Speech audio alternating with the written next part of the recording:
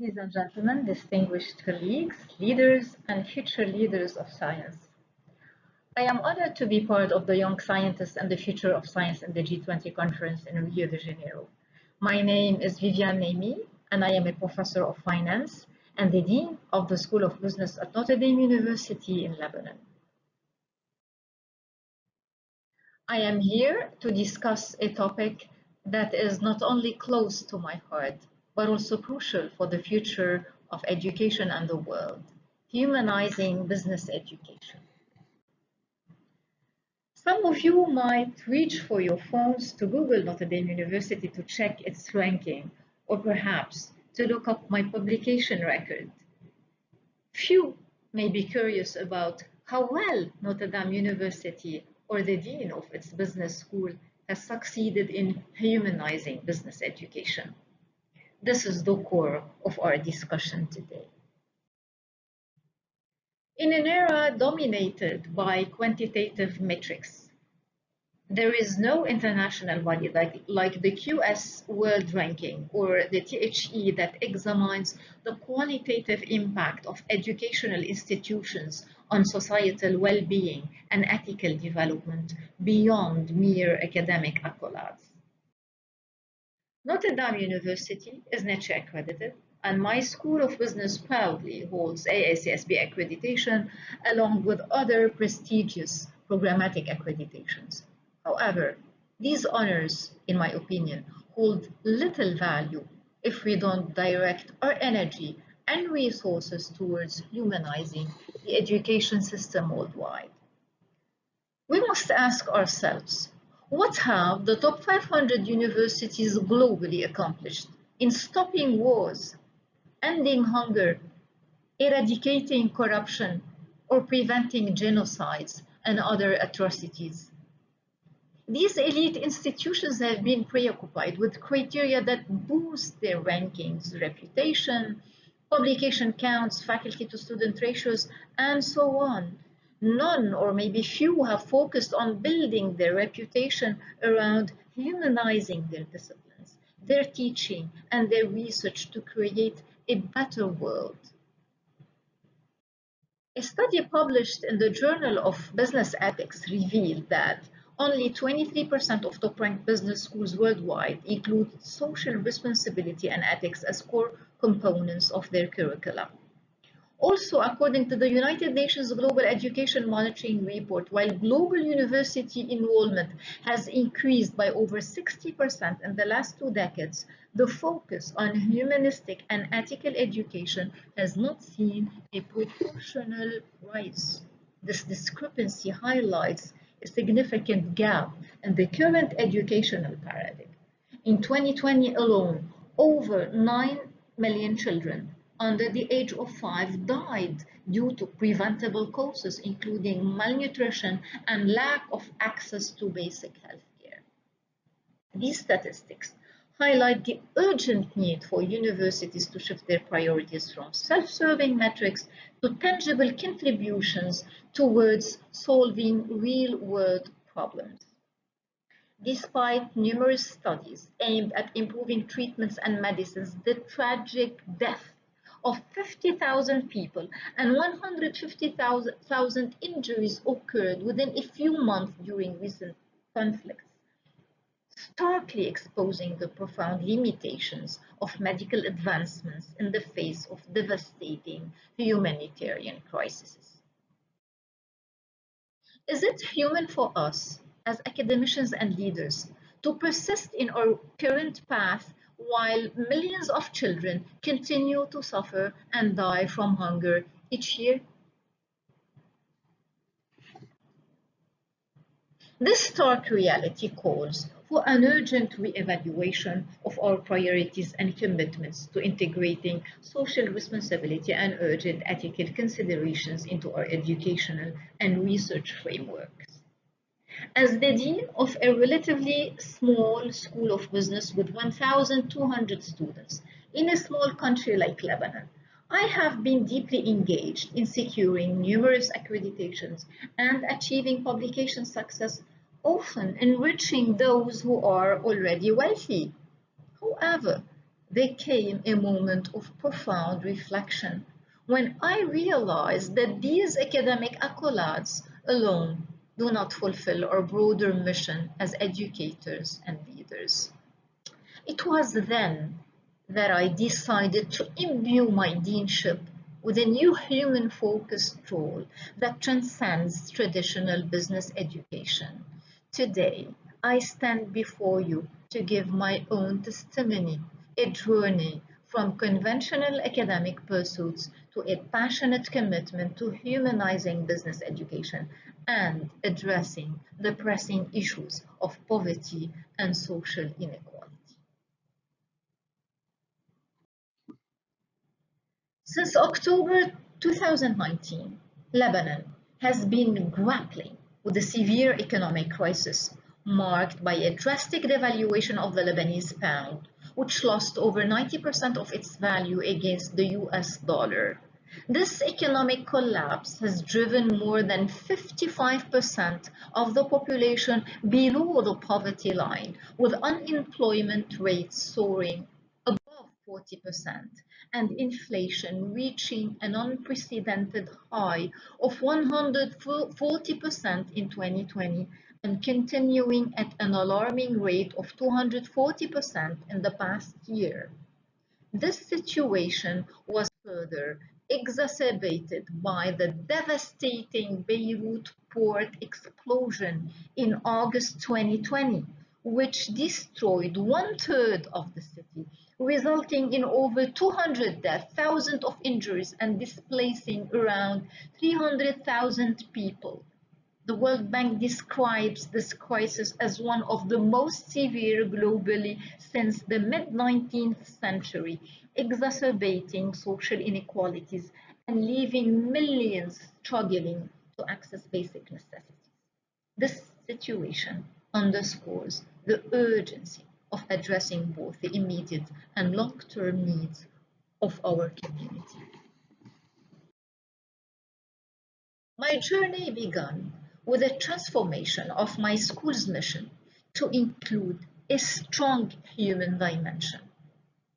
Our revised mission states the school is dedicated to cultivating in its students the essential skills, knowledge, and moral values to be ethical citizens and socially responsible professionals, driving positive impact in their organizations and communities with a special commitment to addressing poverty.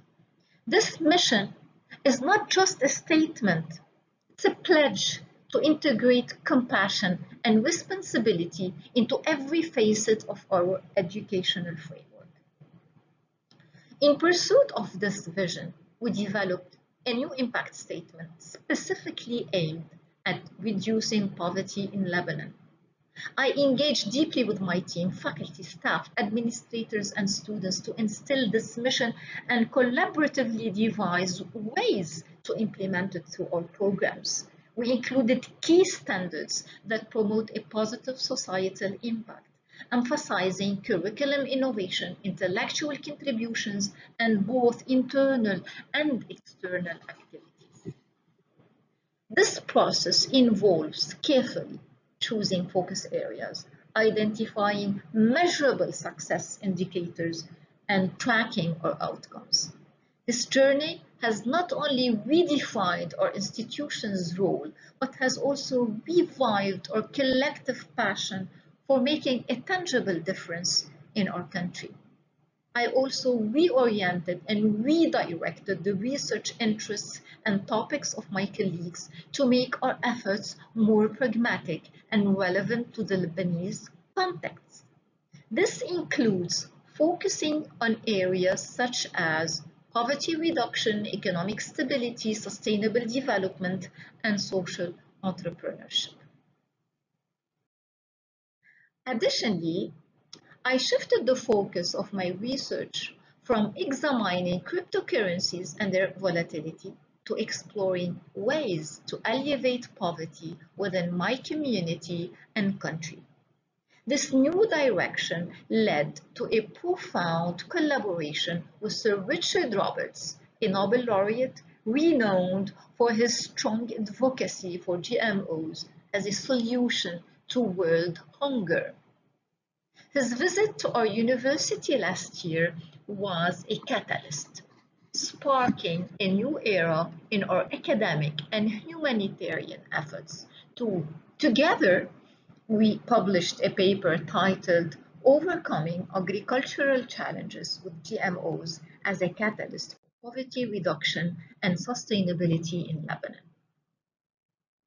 Our study assessed the potential impact of GMOs on poverty reduction, particularly in the context of an economic crisis and agricultural uncertainties.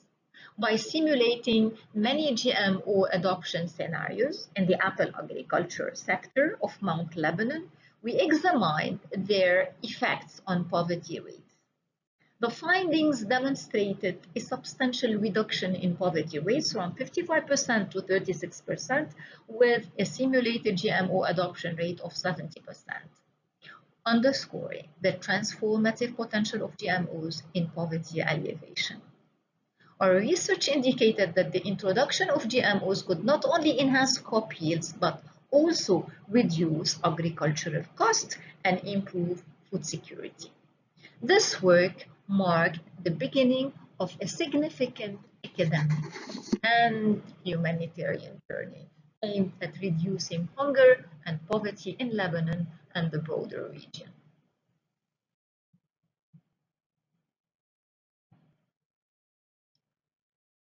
Lebanon, with its small size of 10,400 square kilometers, is home to approximately 4.5 million citizens, alongside 1 million Palestinian refugees and almost 2 million Syrian refugees.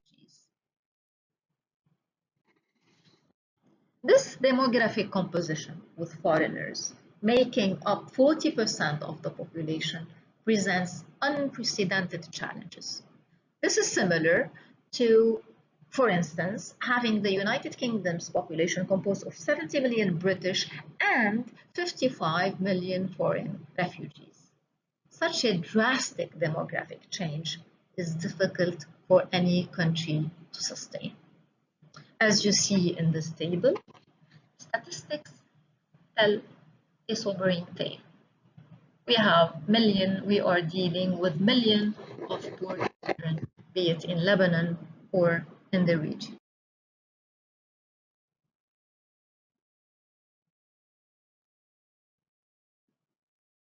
In furthering our commitment to humanizing business education, I initiated the establishment of an association called Sustainable Farming Technology.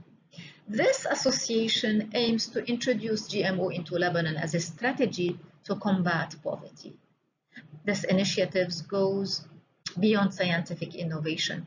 It's about transforming lives, providing sustainable solutions, and fostering a future where business education actively addresses humanity's most pressing needs. Now, to ensure the success of this SFT, and thanks to the generous support of Sir Richard Roberts, we are in contact with numerous stakeholders, including scientists, technicians, politicians, and directors of multinational corporations. Through these collaborations, we are dedicated to creating practical, impactful change that aligns with our mission of promoting tangible social responsibility and ethical leadership.